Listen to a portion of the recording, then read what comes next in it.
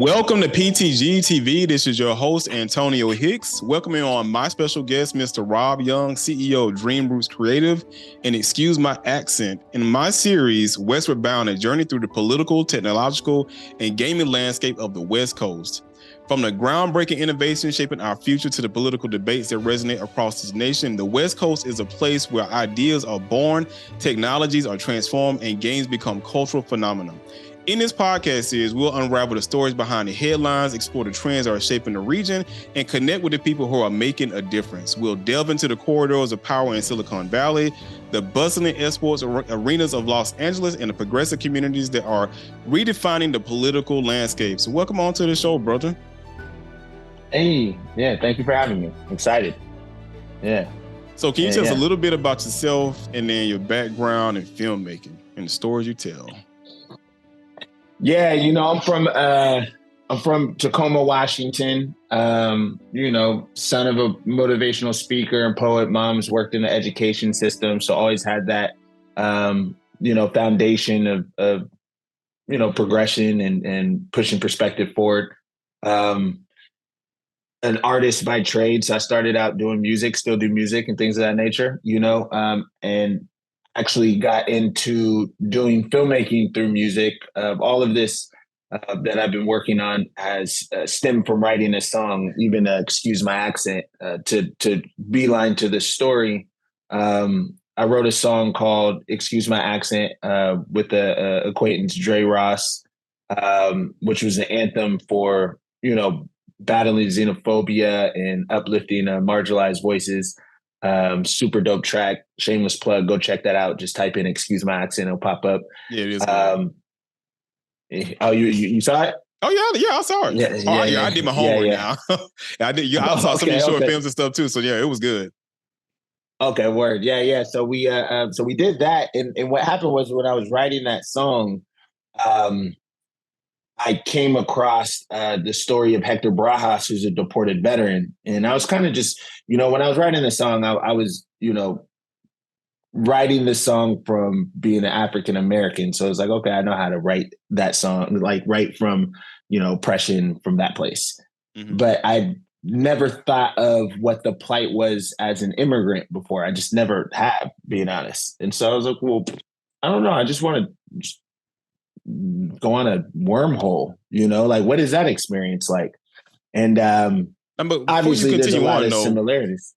Can you touch on the fact, because you say he was a deported veteran? Tell about what is a deported veteran? Yeah, so that's what happened. So when I was going on a wormhole, and then I saw the words deported veteran next to each other, and I ended up calling him and asking him to be a cameo in the music video. So in the music video, he does a cameo, and we heard his story. So and we decided to do a documentary on him. It's been a journey since then. So a deported veteran is someone who's enlisted into the military to honestly eventually get deported through a lot of different ways. It's every deported veteran story is different. And yeah, I mean, it seems it's two words that are contradictory. They should never be next to each other. It doesn't make sense to me. That's what I said. You're right. It stuck me in my tracks when I heard it, and yeah, I've been fighting that fight ever since. What we did is we decided to do a documentary on them called Bring Them Home. The film won multiple film festival awards, was Best of the Fest. It's being used as an advocacy tool to raise awareness for the solution, which is right now the Veteran Service Recognition Act. And we just got done showing it in DC on Capitol Hill to Congress staffers and Congress members. Mm-hmm. And got some co-sponsors onto that bill, but that's like beelining all the way. I mean, this is like a 3.5, 4 year journey. So, well, so he enrolled in the military. Mm-hmm. He served, and then when he came back home, because he wasn't a legalized citizen, they wanted to deport him back to wherever. Was it from Mexico or South America? He's from Mexico, so he started the Deported Veteran Support House in Tijuana, and yes, that is what happened. So this is to kind of beeline a little bit, right? So there were some immigration reform laws that came out in 1996 after the Tim McVeigh bombing. And what happened was Congress rushed to immigration reform moving immigration legislation through.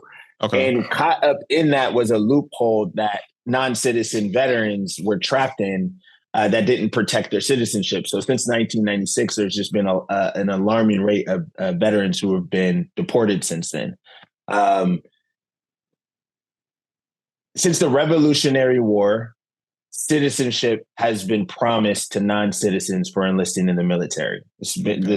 Non-citizens have been fighting in our military since America began, right?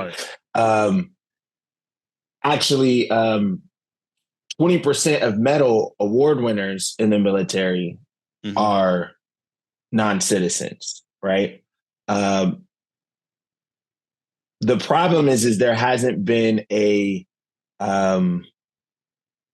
system for naturalization through enlistment that makes sure that veterans get their citizenship. So the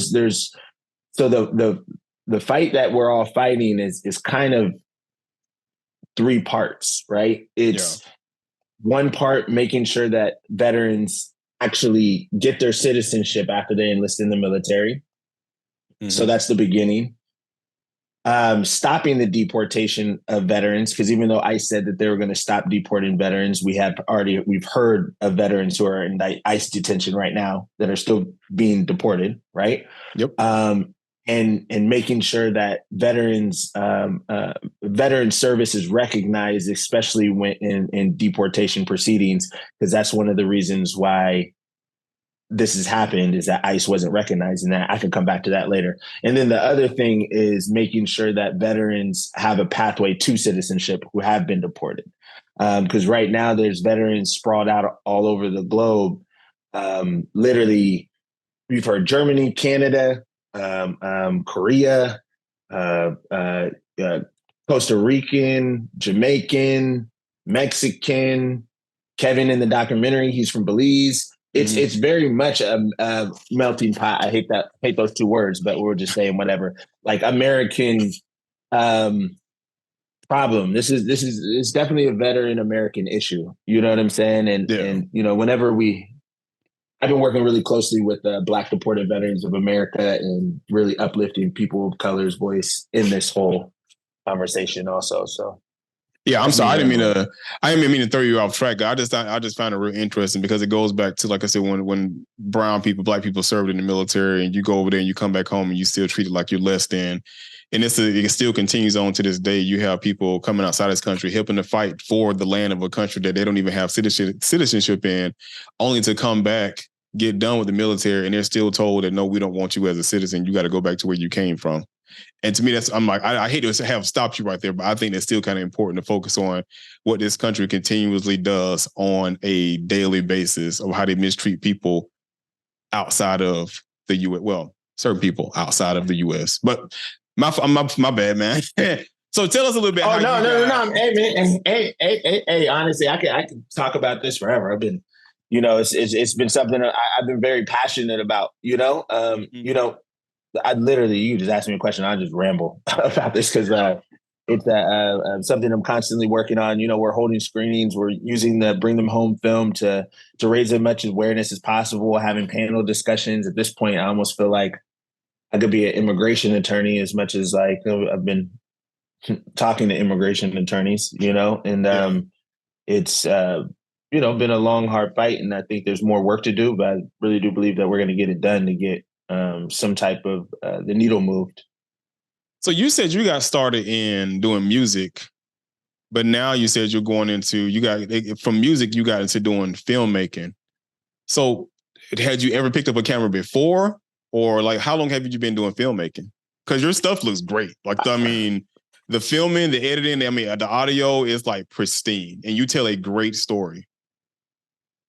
Well, I definitely want to say nothing would happen without amazing teams. You know what I mean? Like, that's one thing that all the projects that I've worked on, I've been fortunate enough to be a part of amazing teams. Like, totally. Like, with the excuse my accent, like executive directed by Dre, um, Richard Stan, Tion, a part of that in directing and DP, and then the Bring Them Home film, Tamara J, Rika Boomgarden, Elaine Carmody. We've just had Prime Studios, just been able to like really get people to work in a collaborative atmosphere or be a part of working in a collaborative atmosphere. I always, I'm a creative, so I'm always like playing around with creativity. So I self-taught myself editing and understanding how filmmaking works. Mm-hmm. You know, so with I really dove into it after the Bring Them Home film started, and that's when I really committed to it. And especially when it comes to producing and working with different teams and units to get projects done. And so it was definitely something I didn't expect where I would go, Okay. but sometimes that's the way God lays out the foundation. You just walk. So um, yeah. So in your films, you always telling a deep story. So are you doing like any activist work outside of filmmaking? Because your team seem to touch on a lot of key points. There's a lot of things we're fighting through this economy when it comes to racial divide, when it comes to mental health awareness, and especially when it comes to like our veterans. Yeah, I mean, for for late, as of late, I've really been working on uplifting the deported veterans plight and really focused on that, and working with different organizations as far as the advocacy goes. And like I said, finding ways to utilize the film as a way to bring awareness, because a lot of people don't even know that deported veterans is a thing, and we've spoken to legislators, and they've said, specifically, they said, we got the Veteran Service Recognition Act, but nothing's going to move if no one knows about it. So we need you to and you all to uplift this issue as much as possible so there could be substantial change. So I've really been concentrating on that as it pertains to advocacy.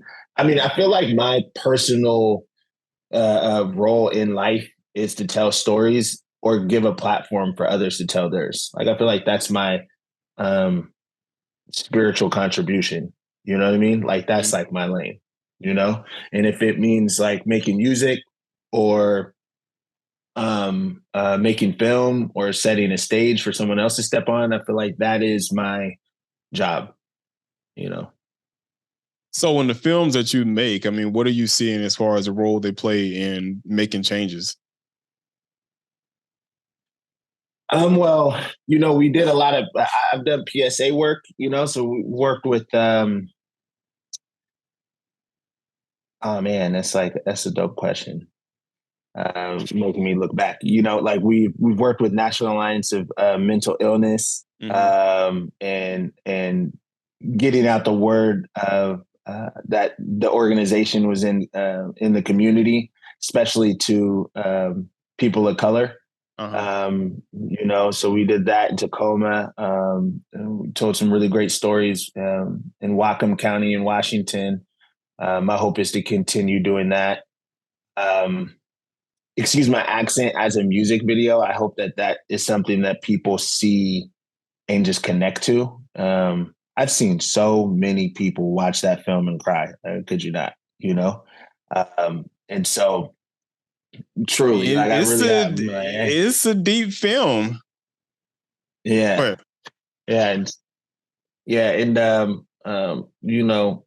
Bring Them Home. What else have I done recently? We did a video for the Office of Equity, which is the first Office of Equity in American government history, out of Washington, which is really dope. Be something that reverberates throughout the United States, to have an actual office dedicated to making sure that the state is equitable. So we did that video, and that was really just uplifting that office is in existence. And then we're also working on different campaigns. Some I can't say just yet. Just trying to find ways to, like I said, shine a light. I feel like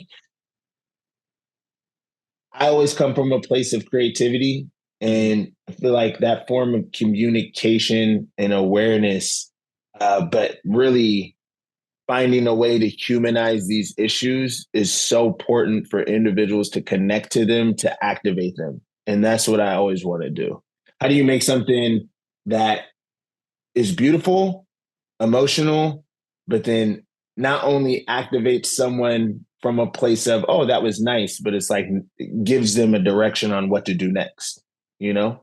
Yeah, because that was gonna be my next question. Like, how do you approach like balancing the artistry with the responsibility of like accurately representing like the issues themselves? Because a lot of films that we see when it comes to approaching things of that matter, they always want to put more emphasis on like the art of it, which looks great, but doing that almost you miss some parts of the story because you're just paying attention to how beautiful it is.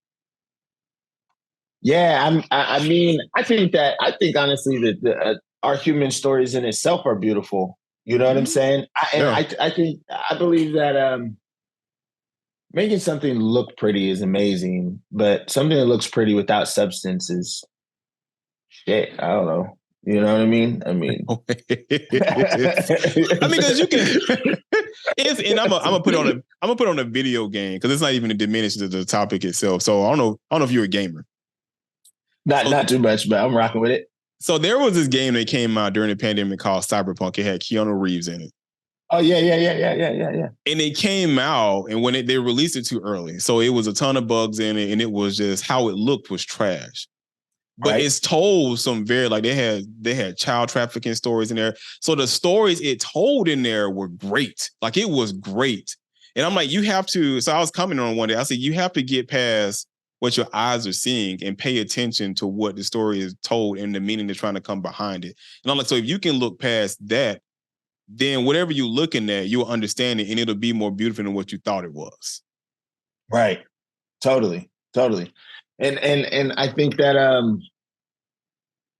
especially when it comes to telling these stories, I mean, telling a story that's as deep as and multi-layered as a even just a veterans issue. Mm-hmm. It's like you can't tell that. How do you make that pretty? You know what I'm saying? That's not pretty. Like there's what's it's real. That's different. It's like the point of it is to connect to it and humanize it. I think that one of the things that I learned, kind of like piggybacking and answering this question, is what I learned even doing this. I never thought that I would be doing a film on veterans issues. And I'm not a veteran myself, you know, I'm not an immigrant myself.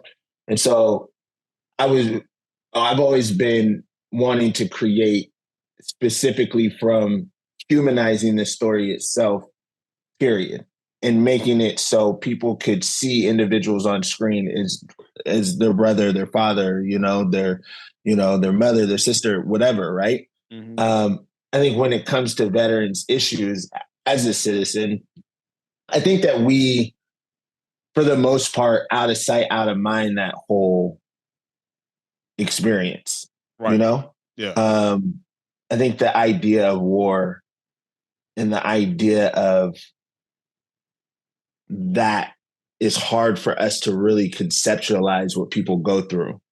And so we don't want to touch whatever that experience is. Like on Veterans Day, I said, I've learned I don't even like saying thank you for your service anymore. Like, I don't even like a lot of my friends are veterans now, and I have to ask them like what would they want. You know what I mean? I say I honor you, but I don't say thank you because I'm like saying that just seems so cheap. Like it's almost being able to wash over. That's how I felt. You know what I mean? Yeah. I can see this. So when I say thank you for your service, because I have family members that are vets too, and I have close friends that are vets. I'm saying thank you to doing something that I myself didn't commit to doing. A lot of people won't commit to doing. And sometimes I don't agree with this government. Sometimes I don't agree with this government a lot, especially when it comes to the whole military complex. But at the end of the day, we do need people serving in our active military to make sure that, our interests and our land is protected.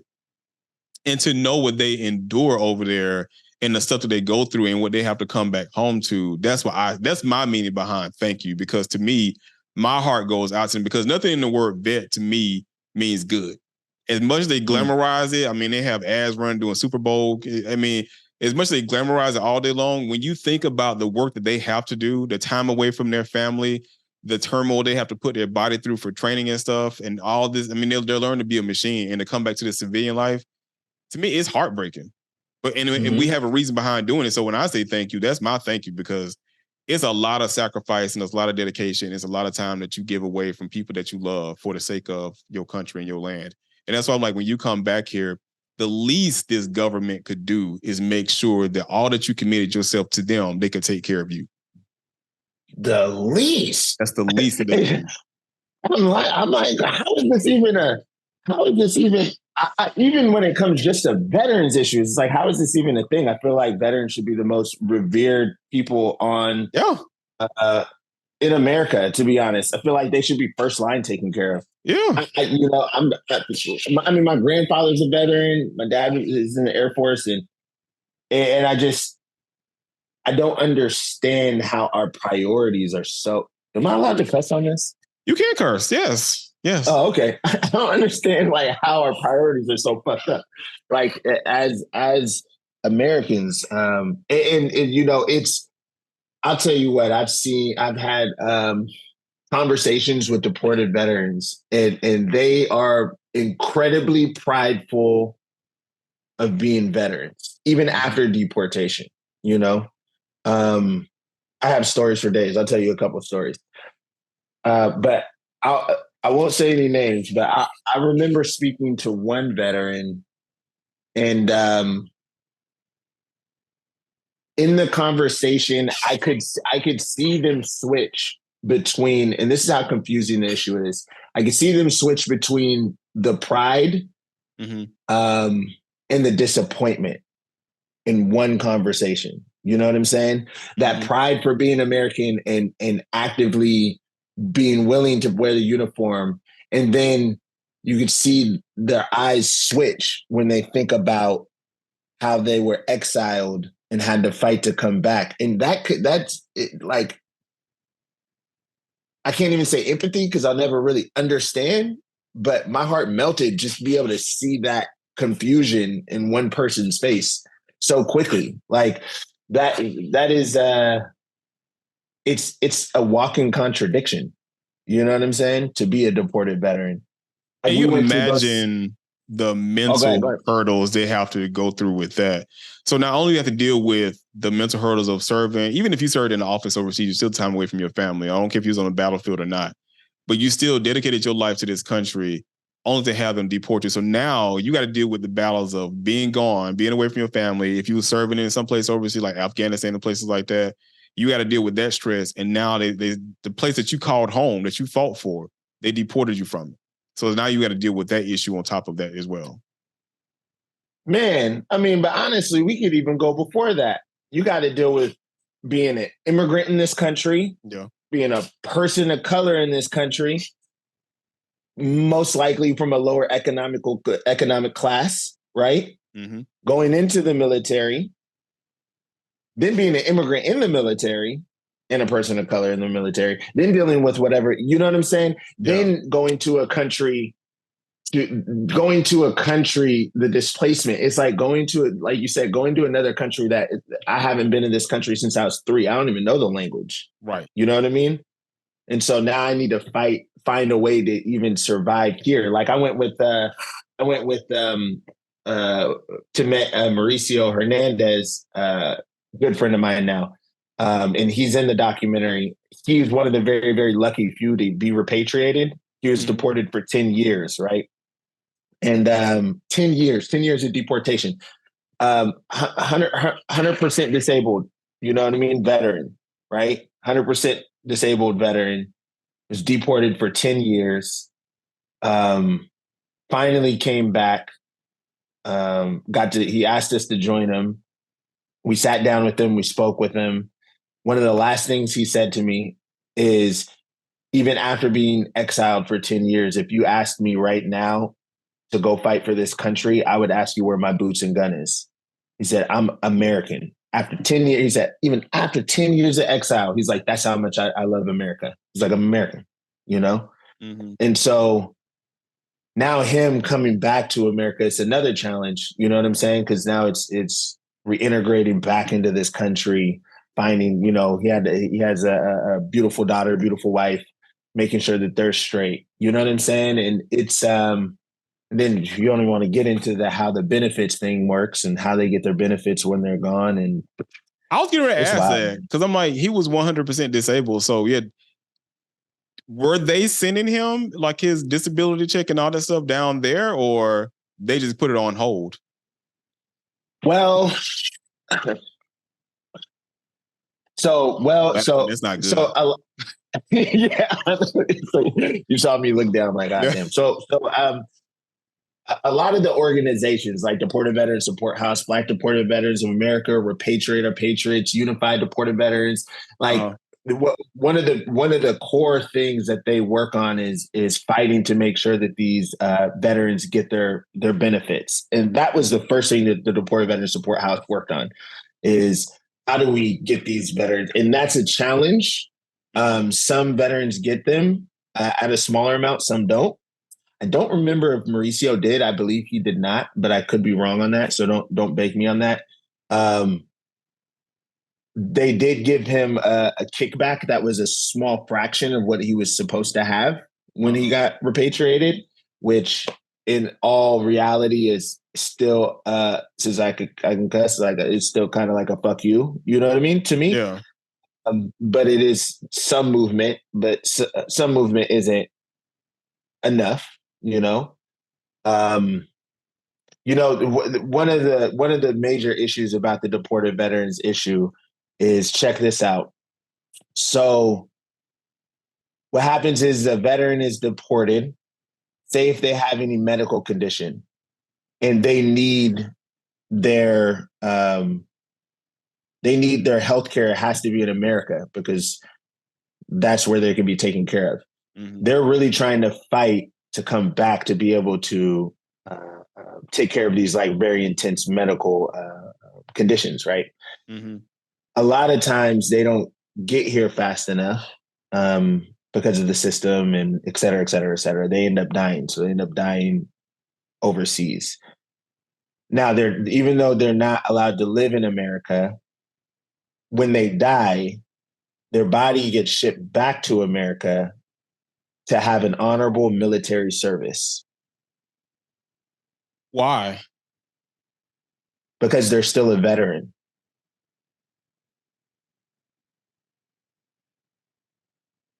Yeah, I don't even know what to say to that. Right? Yeah, I don't know what to say to that. That happened. We got a call that I got an alert that happened literally like 3 weeks ago with a veteran. Mm-hmm. It happens a lot more than you would think. I mean, it doesn't surprise me as far as with this country, because I mean, if they got deported, so what do they do with the family members? So the family members, so if they fly the family members back up too? Yeah, well, that's a good question. I don't know that answer, to be honest. Because that would be crazy. You would fly them up here to give them an honorable, burial. Military, and then they get shit back. Like a lot of times the family members are in America still. To say if two daughters were in America and they had to bring their father's ashes back. So they'll usually go retrieve the ashes, bring them back, and then they'll have a military service. So they'll be separated with their from their families, won't be able to live in America, and then that happens. Yeah, America, we do some crazy shit. That we do. That we do. And we find new ways of doing some more crazy shit. So yeah, yes, we do. So now with that, what do you think the role is of filmmaking in like addressing social issues and fostering dialogue? I mean, I think it's awareness. I think it's like pushing the conversation forward.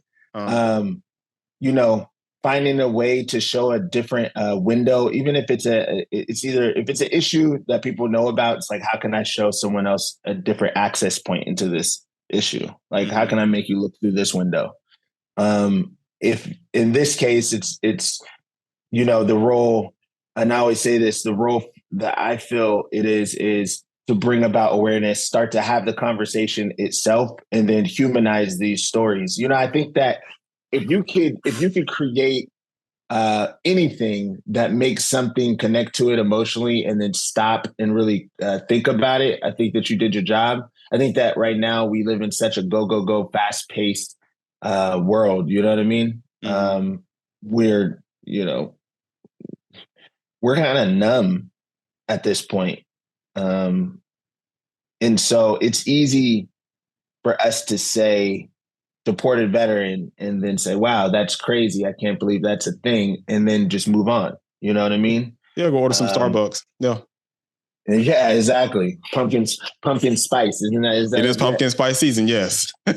You know what I'm saying? Pumpkin spice and get a cracker. But yeah, no, I mean, so to be able to make this story, make these stories real, touchable. Whenever we show the film, we always have a panel discussion with it for right now, because it will have deported veterans speak for themselves and tell their story. And if we have in-person or virtual panel screenings, we're going to have a virtual screening December 3rd on Parade Deck, paradedeck.com coming up. And we have an immigration attorney, an advocate, and a deported veteran. And so if anyone has any questions about it, my job, like I said, is to set the platform, be a part of setting the platform and moving out the way, Yeah. But to be able to create that atmosphere and experience where people not only receive the information, they can connect to it, and they could touch it, they could feel it, and be emotionally connected to it, like make a moment, Yeah, and I mean, I like the idea of the film sparking dialogue, but what you said earlier is still not sitting well with me either, though, because you talk to a congressman and they're telling you to go out and do the groundwork to get people talking about it. But I'm like, you're a sitting elected official that comes from a district that has thousands and thousands of voters. I'm like, if it's just one of y'all championed it, you can still spark it from a federal and push it all the way down to local. But you're asking the citizen to go out and do the due diligence to get the voice out about it. I'm like, but you can do that from the pulpit that you stand on. I could let that one go. I could let that one. I let it slide past a little bit to talk more, but I can't, because I'm like, you have a podium that you have that nobody else has. Because I know I ran for office. You have a huge podium, which takes a lot, especially a congressman. It takes a lot to get into that seat. And you can influence anything from the federal level all the way down to your local level. All you got to do is just speak about it. You got to speak about it. And they're asking a regular, not to say you're a regular person, but just ask a citizen to go out there and do the work that they themselves should be doing, and has a larger platform than you do to really get their word out there. Yeah, that just bugs me out. Oh my gosh, I could talk about that. I'm like, man, how much should I say? Jeez Louise. Yeah, no, I mean, yeah, I definitely think that is man, I don't even have the words, but I don't know. At the bottom of the sign, it says it takes a collective. And I truly believe that. It takes all of us play a part. Takano, Representative Takano introduced the bill. Padilla signed on to it. And I know that he's doing his part. I think that there's a lot more that can be done, especially from, especially from the government side of things and politicians, but we'll see. I mean, because we shit on immigrants so much, but we saw what happened in Florida when they tried to ban the immigrants from down there from working in the farms. And it's like, well, now produce and stuff is not getting done. People leaving from plants and stuff, or people doing construction work, they all fled and came up to the northern states, to Georgia and other places. And it's like, now they were begging. I don't know if you heard about that. And they were begging them to come back down. Yeah, it's and I'm not going to say nothing because I won't say too much because I don't want you getting in the midst of my smoke that I put out there. But the sitting governor made a bill to say that if you hire on any immigrants that are not from here, they're not here legally, then you can be penalized and pretty much, I think, have your license up, your business license up frozen. And so the businesses had to start, the businesses were supposed to start implementing, like getting rid of the illegal immigrants.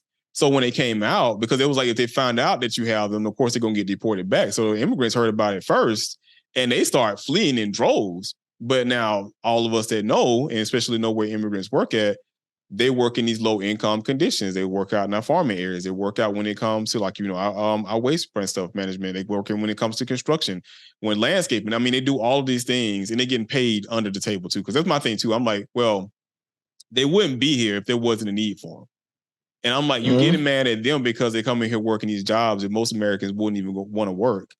But I'm like, but you're not getting mad at the corporations that's creating an avenue for them to even come into this country because they don't want to pay people a livable wage paying jobs. They'd rather pay somebody else and pay them under the table so they can manipulate them and use them for their services. So I'm gonna get off my bandwagon with that. But yeah, so now you have it's crazy. It reminds me. I got a random story. I remember I was working at a restaurant, and the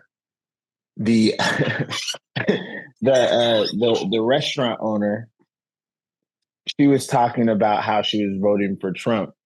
And she said, well, I just think that these illegal immigrants come in and they keep taking the jobs. And while I'm working, let's just say the kitchen got really quiet because we turned and I said, but none of them are legal. You're hiring the same people you're complaining about. It doesn't make any sense. No. You know what I'm saying? And so it's crazy. This kind of goes back to what we were saying before. It's just being honest and realistic. Like everyone's having the same human, and we're all trying to figure out how to feed our families and build a better life. You know what I'm saying? This stuff isn't rocket science. You know what I'm saying? And I think that's why I said, like, a lot of the issues that we see in the world, it's not gray. It's very black and white. You know? Because I got into it was a friendly debate. It wasn't even a debate because I argue with facts. I don't argue with opinion. And I was somewhere, I'm not even gonna say where I was at because I love the place where I was at and I don't want no negative attention coming their way. But one of the people that was there, he asked me, he's a professor that was there. He asked me, he said, so can I ask you a question? He said, you sound like a civilized person. I was like, oh, okay, what does that mean? But because I told him I do activist work too. And he said, why don't people like 45? And I said, that's a fair question to ask. I said, but I hate answering a question with a question. But I was like, I got to ask you, like, why would you support him? And I was like, don't even look at it from a political standpoint. Don't look at it from a red versus a blue or Democrat versus Republican. I was like, why would you support him? And so those are some of the things that he listed off as far as immigration. And then he told me as a black man that he was one of the, unemployment rate for black people were at the lowest under Trump. And I was like, okay, bullshit, but okay. And I told him why. And I was like, it didn't come from him. It came from the stuff that President Obama did with the American Rescue Plan that he pushed out because of the recession we had back during 2009 and 2010. But I was like, okay. So I said, here's the question that I ask everybody, especially when you're talking about bringing somebody into office that's rich, especially that's supposedly a billionaire. I said, you have to look at what anybody do that's running for office. So I said, so I don't care who the person is. What did they do prior to wanting to run for office? What civic engagement work did they do? Were they out actually volunteering their time? Were they actually being an activist? Well, I mean, what were they doing to service the community? You don't have to work in it, but like, why should I vote for you if I didn't see that you cared prior to even coming here? Because if you weren't doing anything prior to, what makes me believe that you're going to do something now? So I was like, so when you ask why I support him, I was like, why would you support this man? If he's a billionaire, he's a real estate mogul, he got all this property, but yet he lived around some of the largest slums in New York. And if he's had so much money, why didn't he invest in some of that money to help change those communities? And I was like, you can even just say, why did he invest those money? I'm like, take away the black community. I was like, there's white people that's poor too. I'm like, there's Asian people that are poor too. I was like, why didn't he use some of that income that he has from his real estate and stuff to help out those communities? You might not want to buy the whole property, but you could have did something to change the area up. You could have started after school programs. You could have started redevelopment stuff for furthering people's education. Okay, he could have done all of those things, but he did none of those things. So why would you support somebody? And even at the end of their term, what do they do to benefit your pocket? Because I'm like, if nothing changed in your life, because he lost his business. There's nothing changed in your life. You lost your business. You had to go revamp and do some other stuff, and it was under his term. Why would you serve and protect and help somebody out that has done nothing to make any changes in your own personal life? And I say that's on the Democratic side and the Republican side in politics in general. Right. Period. Yeah. I mean, I think that I think that I think the people are really caught up in the ideology of what these presidents represent rather than what they're actually doing. Right.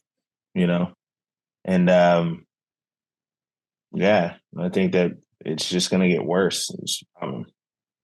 So to get back on your film, so how do you decide what issues are important to you that you want to tackle and highlight and to make a film after and tell their story? I mean, I personally love to shine a light on voices that aren't being told, marginalized voices that, you know, or voices of diversity. It really depends, to be honest. It depends on if it calls. If I feel like that's a story I personally can connect with and get behind. You know, my personal life mission is to push perspective forward. So it's is this a story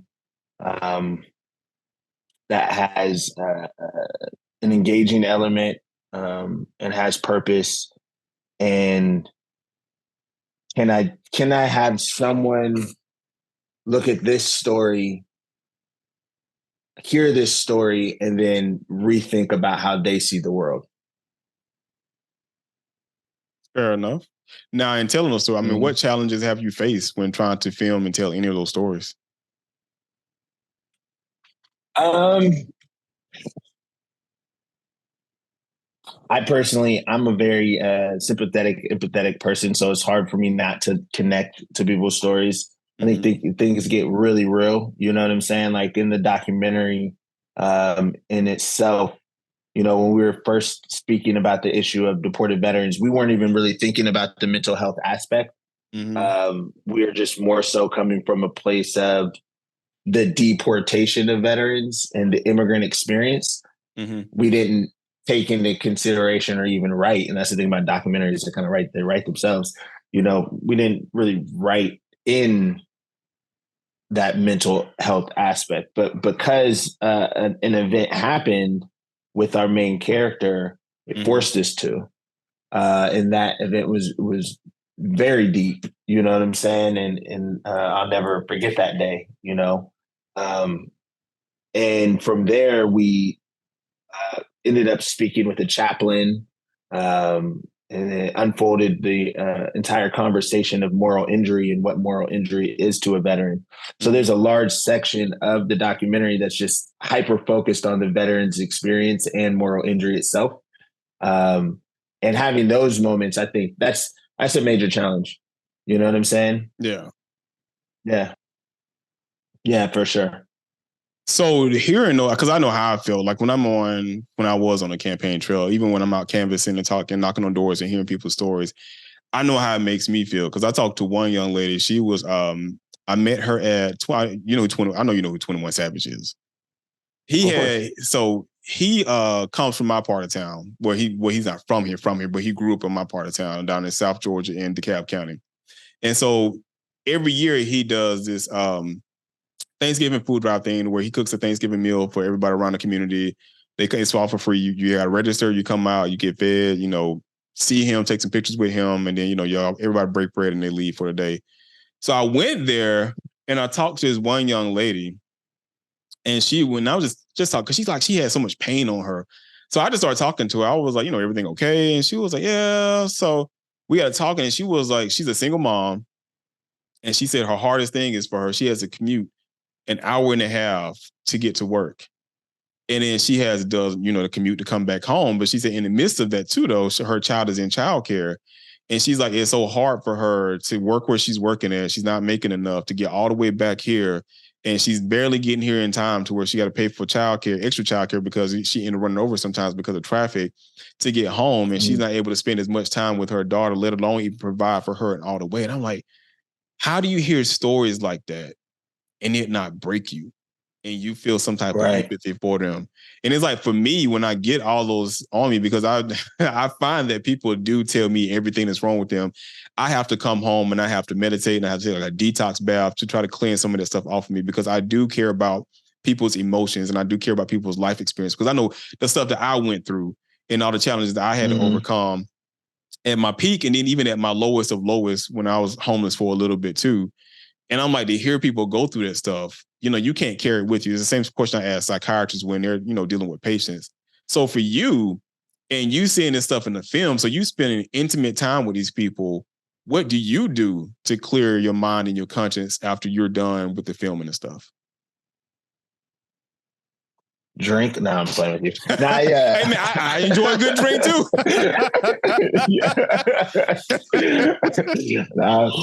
But I mean, I do. I'm a big believer in meditation and prayer. You know what I'm saying? Yeah. I'm working on meditation more. You know what I'm saying? And raising my vibration. I'm big into the woo woo. I call it the woo woo. As far as like raising I call it the woo. Like raising my vibration and frequency. I'm also on the board of a nonprofit called Quanta Ike, and we have these discussions all the time, talking about how to raise your frequency and your vibration and understanding how to like cleanse yourself spiritually. And so I'm getting better at it. I wouldn't say that I am a master by any means, but prayer does a lot. Prayer does a lot of work, and a drink, Yeah. So, yeah. Drink go a long way. Drink go a long way. Get you a nice little Long Island iced tea with some ginger ale mixed into it, a little splash of lime. Listen, I mean, I'm just being honest. Right, and I do meditate. I got Andre 3000 flute music on. Right. I got some meditation music. Hey man, I'm excited about the album too. So that's a side, but so you got some else started. Yeah, Andre, if y'all hadn't heard, Andre 3000 coming out with a new album, but how they featured it was on GQ, right? GQ featured it. He was playing his flute. Hey man, I'm with the new Andre. Andre is about. I'm with it too. I was thinking about it too. I was like, man, this is such a fresh way just to open this up to just something different. Yeah. You know what I mean? It's so random, and Andre 3000 he just whatever he does is fly. You know what I'm saying? So it's just opening us up to just something unique, just forcing us into meditation music. I'm here for it. I mean, that's what I listen to anyway. So homegrown, baby. I was like, well, I'm with it. That's what we Georgians do. We original Georgians trying to do. Yeah, I still want him to rap though. Yeah, I do too. I miss, because I mean, even some of the new stuff he was collabing with other people on. I mean, he still got it. He's still killing it. It's just, and it's one of those things like, I don't know, man. I'm really searching for some good music nowadays. So yeah. So what impact do you hope that your films have on like your viewers? I want personally, I want solution. I think about this all the time. When am I done? Right now, I'm hyper focused on the deported veteran stuff. Still waiting for God to tell me what the next thing is. Have some ideas, some amazing stories that I'm kind of sitting on, seeing how I want to tell them. But I talked to Daniel Torres, who's on our team, is one of the writers. He's a deported veteran himself. He's the first known deported veteran to get his citizenship. And me and him have been working really closely together on this project and what we want to do next. And I told him, I was like, I'm committed to get this to the highest point that I possibly can in my body. You know what I mean? That way that I know that the content itself actually create. I think this can be fixed. I honestly do. I think that one day we'll be able to say that there's a pathway to citizenship for deported veterans and deported veterans who are coming home. There are some coming home, not fast enough. That's a whole nother conversation I could talk about. But I believe that we can really solve this one. I think the Veteran Service Recognition Act can really start the solution. I think that films like the film that I created and what we want to do next can uplift that. And I also think that this conversation, the idea of deported veteran is like I was talking about windows into a house. You know what I'm saying? I think that is a really unique window into speaking about humanism and into speaking about American identity and just identity itself. You know what I'm saying? Like, what does it mean to belong? Like, honestly, what does it mean to belong if you're deporting a veteran? I've spoken to, man, I'm telling you, I've talked to the most right-wing conservative racist, people and challenged myself to present this to them and see what would happen. And it kid you not, stops them dead in their tracks. You know what I'm saying? And it makes them think about it. Because as soon as they start like this one time, this one guy was like crazy, but it's a true story. He had "Don't apologize for being white" on his vest, right? It's a true story. I'm mad at that though. And I was in a bar. No, I'm not mad at that. But I'm in a bar surveying my surroundings and starting to realize where I'm at. You know what I'm saying? Yeah. Okay. You know what I mean? And so, and he had an AMVETS. You know what I'm saying, right? You know what I'm saying? And so he had an AMVETS. No, he had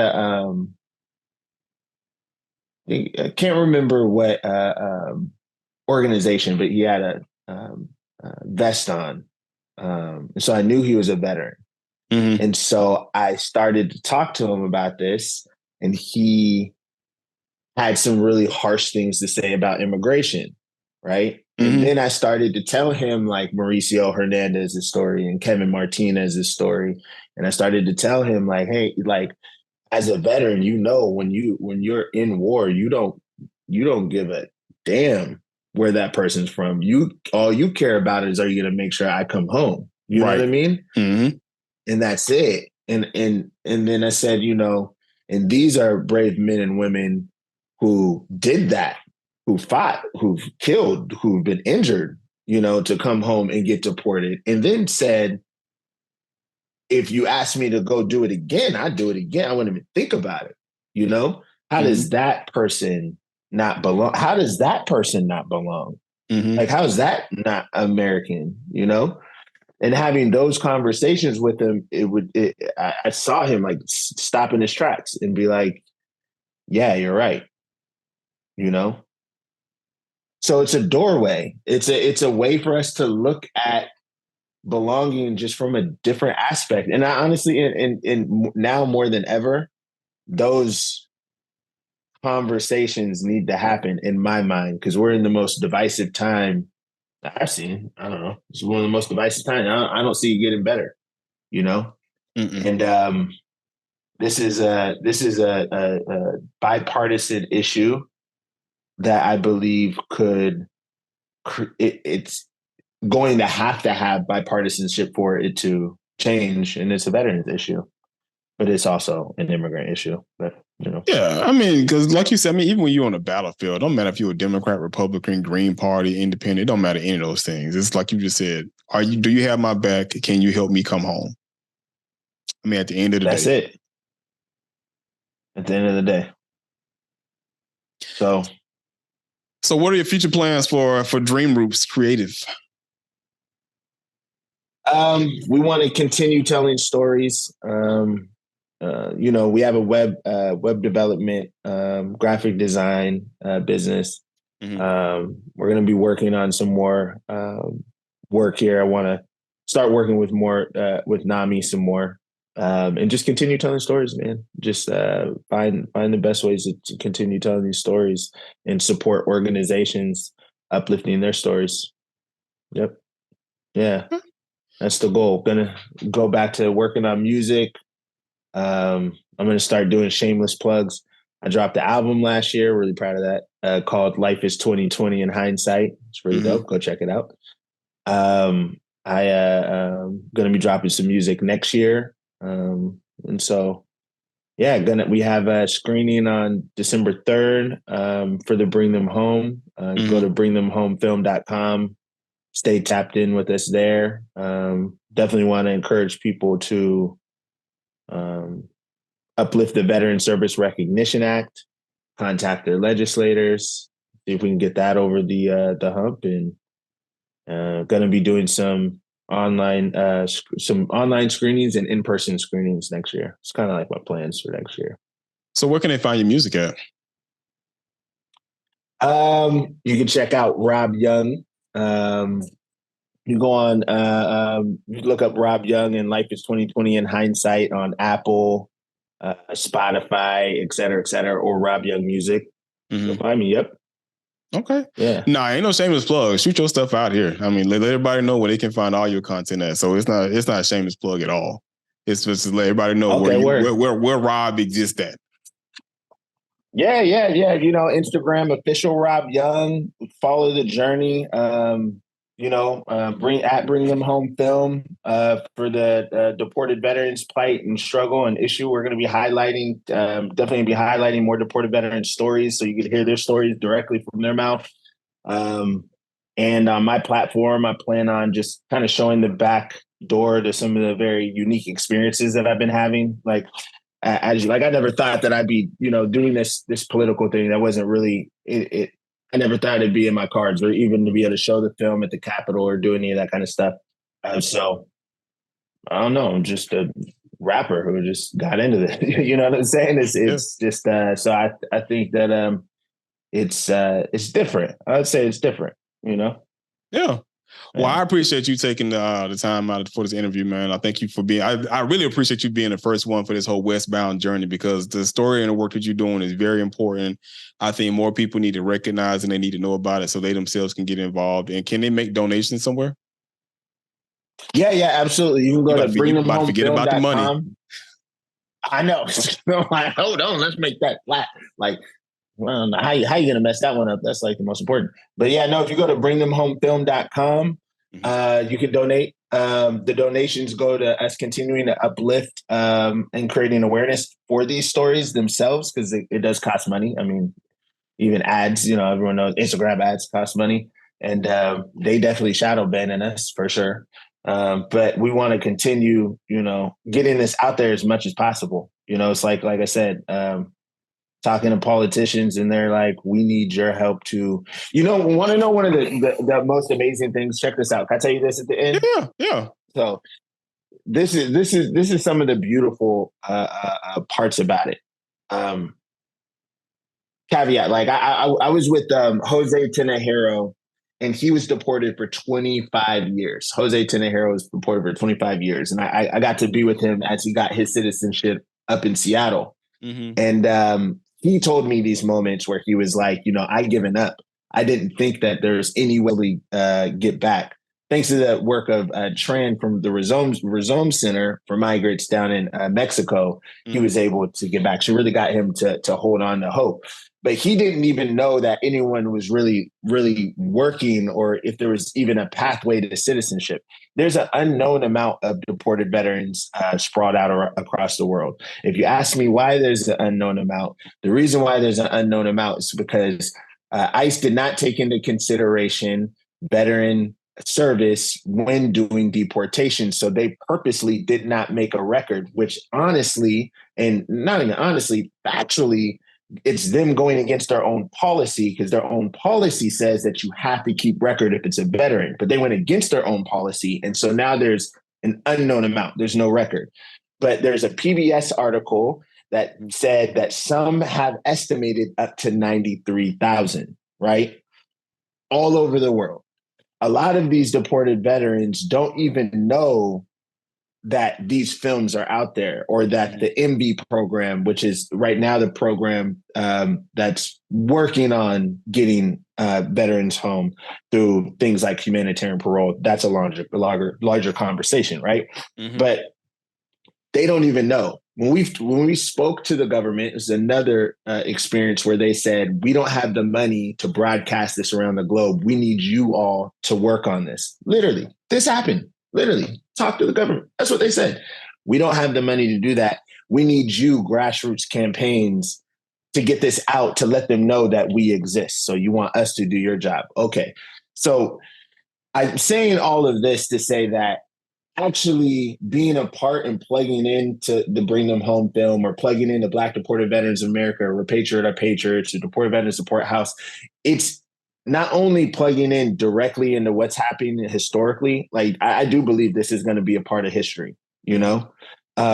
It's also making immediate substantial change. Like, we've had people reach out to different immigrant organizations to say, hey, is there a pathway of citizenship for me? Because they're starting to see the press, or they're starting to see like the film pop up, and they're like, oh, people are paying attention. Maybe I can come home. Right. You know, there's a lot of veterans that are like damn near just giving up. You know what I mean? And so I'm passionate about that. So long story short, donate and your money's not wasted. Let's just put it that way. End of the story. Like, it's going somewhere. It's actually doing the job. Like, you know what I mean? And you know, and it's real, man. Like, it's real, and it's amazing to actually see the change happen right in front of you. You know, when we first started this, it was like the beginning. And all of us have been, my whole team's been bootstrapping this. We haven't gotten any for no funding. You know what I mean? You know, Gardy, you ask Gardy, he'd be like, yeah, now Rob's been bootstrapping this since I met him, you know? And we got it from just all sheer will. We've gotten it all the way to the Capitol, you know, with the help of like LULAC and the ACLU and stuff, and getting the film all the way out there. So it's like our team is very much committed. And it's like, I believe that we can, as a collective, I believe we could change this shit. You know what I'm saying? I really do. I believe we could change this shit. You know? Yeah. I think policy, I mean, I'm trying to have hope when it comes to elected officials, but the only way to me to get elected officials, you gotta raid bomb the whole house and start almost all the way over from scratch. Not everybody's bad, but it's a strong, it's a high percentage of them that it is. It's a good majority. I don't know. I mean, they need to get the shit together. I mean, we can barely keep the government open right now. I mean, it's crazy. This is crazy. Like, this isn't like middle school. I don't know. My personal opinion, I'm just saying what a lot of people already think. I know you think it. You know what I'm saying? I'm not saying one side is bad. One side is bad. One side is the spawn and the reincarnation of the Antichrist, but I mean, when you out trying to go to blows in an environment that you should be, you know, somewhat conservative in, right? I don't know. I mean, yeah, the picture you paint on everybody else, just that's the one that you actually are. So, yeah, seriously, yeah, I mean, seriously, and you're supposed to be a conservative party. I don't know. It's kind of funny, but yeah, I think we gotta figure it out. I mean, and that's like one of the things. It's like, nothing moves, and you know this as an activist. Nothing moves unless there's any type of public pressure. Unless people start, unless we park our cars in the bridge, goddamn bridge, and take our keys out, and throw that shit in the bay. Yep. They ain't listening. It literally takes that kind of. It literally takes that, and well, as we end, I mean, yeah, because I'm like, next year is election season. And it's election season across the board for congressmen, to local parties, and to the presidency. So it's like, you can fuck around and find out if you want to, because y'all complaining about who 45 coming back. I mean, if he come back, I mean, are we getting any better than what we had before? So I'm like, find out if you want.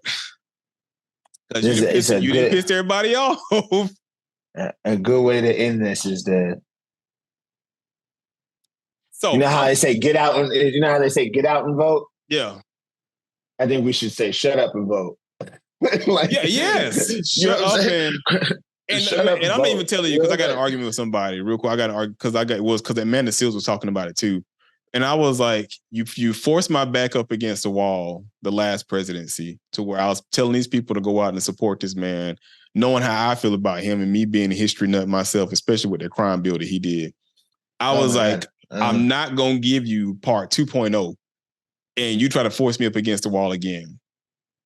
I'm like, I'll vote for Tom and Jerry before I vote for this fool again. I'm like, you can take it however you want to take it.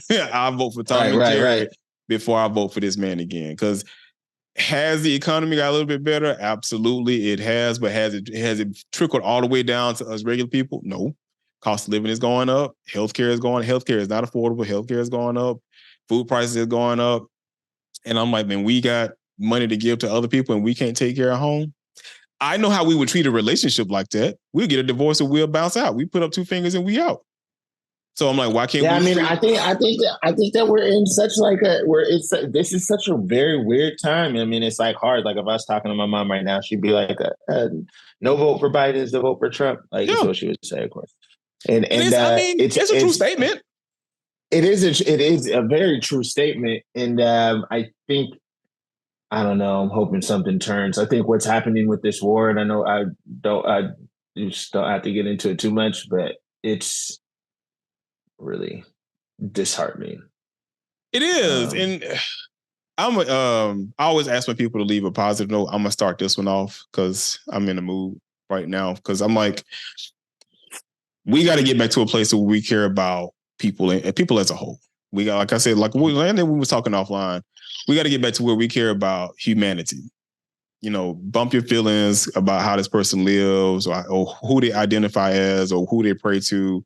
Let's get rid of all of that. Imagine yourself being in somebody else's shoes. Imagine if you was being treated a certain way. Imagine somebody, because I asked the other guy's question, I'm like, imagine if, you know, the people that had genocide committed against them turn around and start indiscriminately killing the same people, no matter if you was an ally or not, just because you look like them, how do you think they would feel? So I'm like, we need to get back to a place to where we care about people if there ever was a time. We care about everybody as a whole and take care of all of the human species because we ain't got long before the Earth start fighting back. And when the Earth start fighting back, we won't have to unite anyway. Exactly. I completely and utterly agree. It's like I said, my entire foundation is on, pushing perspective forward and then bringing people closer to a place of humanism and just seeing each other. I mean, it's every God book says the same thing. It says love your neighbor. I mean, it's like how are we? It's like how do we skip over the most important part? It's this thing called life and love isn't really that difficult, and I think we make it way too difficult. And it's not hard to put yourself in someone else's shoes. It's not hard to sit and think empathetically or sympathetically or just wonder how someone else is going through. And then understanding, I think that as human beings, we don't take time to recognize how powerful we are and how much we affect or can affect those around us. Right. And it does not take a lot to affect somebody. You know what I mean? You just tell someone, oh my God, you look great today. You don't know what they're going through. You know what I'm saying? Right. And so it's like, we just have to commit to it. You know what I mean? Yeah. And just understand what's right is right, what's wrong is wrong. And honestly, another thing, and I already know you're like this, is not be afraid to have the discussion. As long as you're willing, it's okay to be wrong. It's okay to not understand something. It's okay to disagree. What's not okay is to stay in siloed conversations where as human beings, we don't grow because we're unwilling or afraid to talk to each other because we don't look like each other. We don't have the same experiences. For us to grow as human beings, we have to be willing to get past the otherism. You know what I'm saying? Right. Yeah, there's no way to grow if you don't allow yourself to be in a growing environment. It's one thing I learned from a pastor a long time ago. He was like, if you surround yourself and if you walking and constantly walking around a graveyard, when will you ever see life? Exactly. Plain and simple. So thank you again. Thank you again, brother Rob Young Walker. I appreciate Thank you for the work that you're doing. I appreciate all that. And I'm going to do everything I can to make sure I highlight some of your stuff and then probably contact you because I do have contact with the guy that did the Gotti short film out there in Cali. And I'm going to try to connect y'all too because he does some of the same stuff too. Okay. Yeah, no, absolutely, man. Anything is everything, you know? So yeah, I'm gonna do my best to connect y'all because we talk off and on because I had him on the show too. So yeah, I appreciate your work you've been doing, man. Yeah, keep on doing what you're doing, and until the next time, this is PTGtv. Peace out. Yes, sir.